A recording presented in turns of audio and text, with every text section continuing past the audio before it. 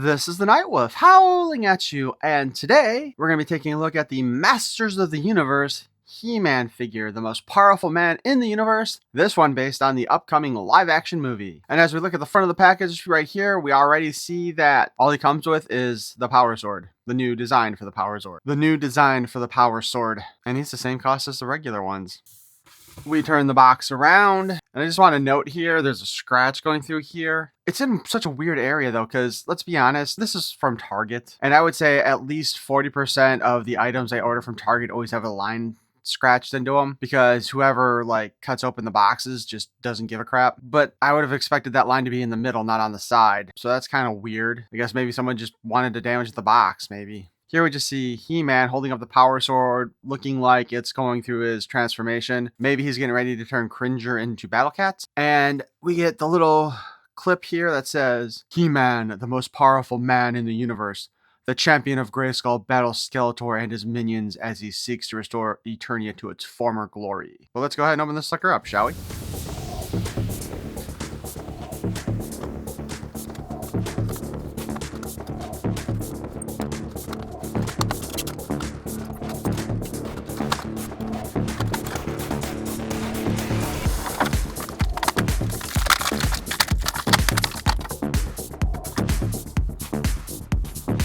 So, we do have the little white sheet that I apparently really sliced into. Oopsie. And it shows all of our parts that we can take off of him like usual. It's a good thing I stopped saving these things. Believe it or not, I used to save these for a long time, but then I saw the pile of them stacking up and I kind of threw them out. But yeah, so it's all the same origin removable parts as always. Now, I want to see how it looks like his harness here, which, by the way, it's a new design for the the sheath on his back. But what I want to do first and foremost here is I want to check to see which version of the body we got. Because to be perfectly honest, I was expecting these figures to have the 2000X body, since that's a more realistic human scale. Oh, good God. I'm almost afraid when I get this off, I won't be able to get it back on. How did they do this? Ugh. But let's see. It appears to be a standard.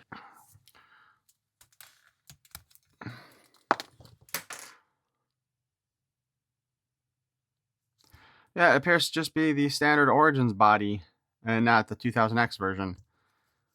I'm honestly surprised by that, seriously.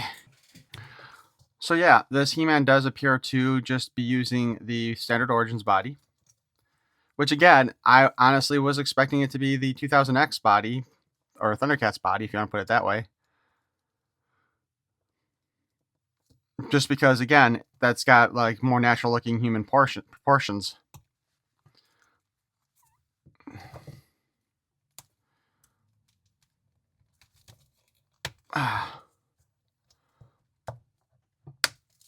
So while we were talking about this a moment ago, let's go ahead and see how the sword fits in there.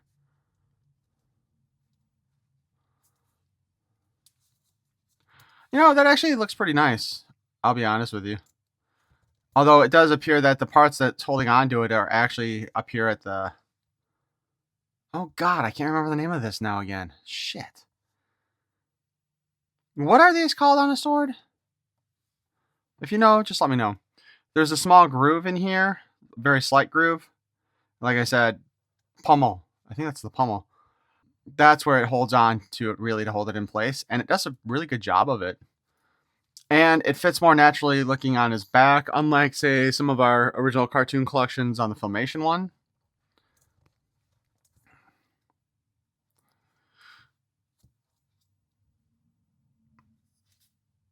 There's like a booger or something on the tip of his nose. I don't know if you guys can see that or not, but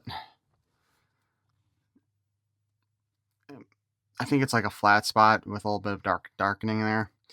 But we do have a new He-Man head sculpt. It actually looks pretty good, minus that spot on his nose. And the new hairdo looks good too. Better than the two versions of the Page Boy haircut that we got. Or I guess technically 3 versions of the Page Boy haircut if you include the Filmation cartoon collection. But yeah, actually, honestly, this The head looks really nice. The harness itself, I'm not particularly thrilled with. I think it's too big looking. And I think that's probably more for the comfort of the actor than anything else, because we can kind of see here where the striping would have been like the traditional harness, and then there's extra leather around the outside, I guess you could say. And then just the whole thing here is just huge, huge, huge, huge. Much, much bigger than our traditional He-Man. So yeah, the whole harness is like a larger size. Pull his hand off here.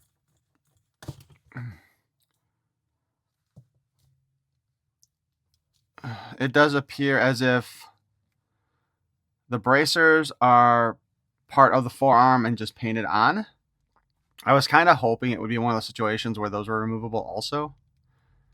But that's too bad that's not. And then we open him up. He's got the traditional... There we go. Let's just do it. He's got the traditional furry underwear and a kilt,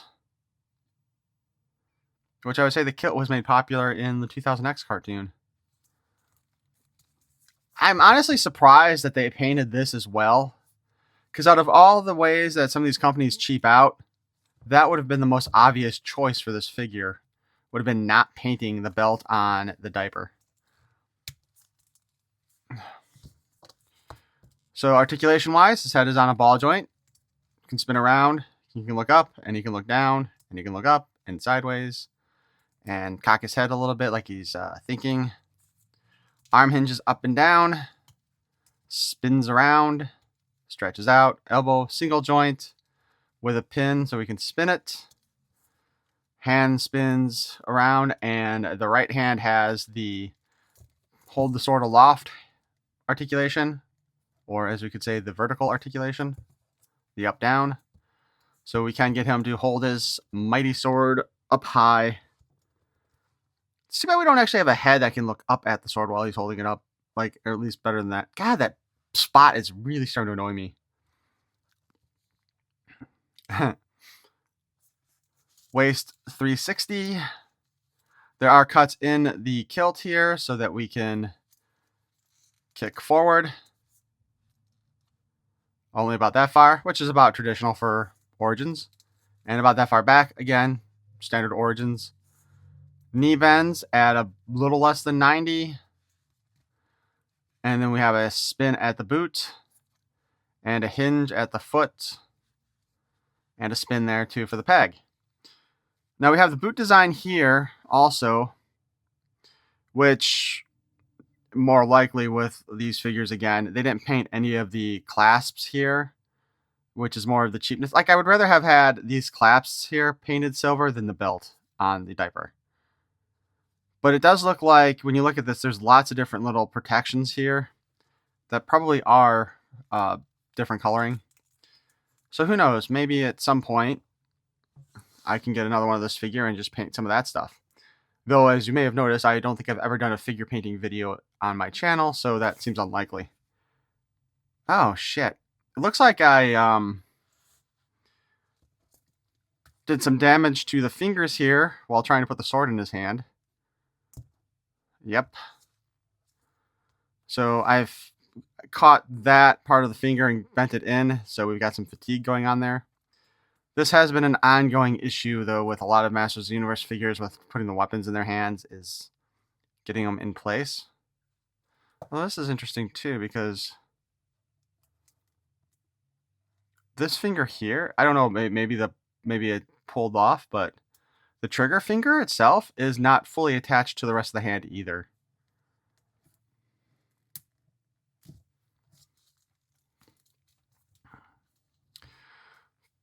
But yeah, I'm kind of... I guess I need to rewatch the trailer, because I'm guessing a lot of this was probably also silver in the trailer instead of just black. Because this looks like it should also be the same color as the painting on the harness there.